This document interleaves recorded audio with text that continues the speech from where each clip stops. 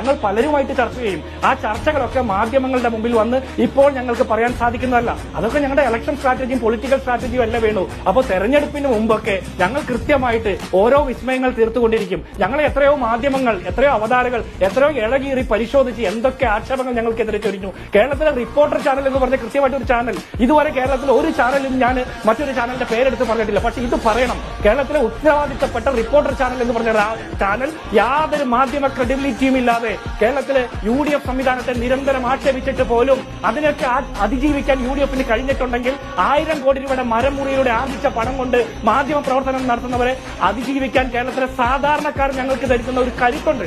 ആ കരുത്ത് കൊണ്ട് ഞങ്ങൾ മുന്നോട്ട് പോകും. ഞങ്ങളുടെ ഈ കരുത്തിൽ വിശ്വസിച്ച് ഞങ്ങളോടൊപ്പം തോളോട് തോൾ ചേർന്ന് ഞങ്ങളോടൊപ്പം പ്രവർത്തിക്കാൻ തയ്യാറാകുന്ന ഏത് സംവിധാനത്തെയും, ഏത് പാർട്ടിയെയും, ഏത് വ്യക്തിയെയും മുന്നണിയിലേക്ക് ആകർഷിക്കുന്നതാണ് VD സതീശൻ പറഞ്ഞ ആ വിസ്മയകരമായിട്ടുള്ള മാറ്റം.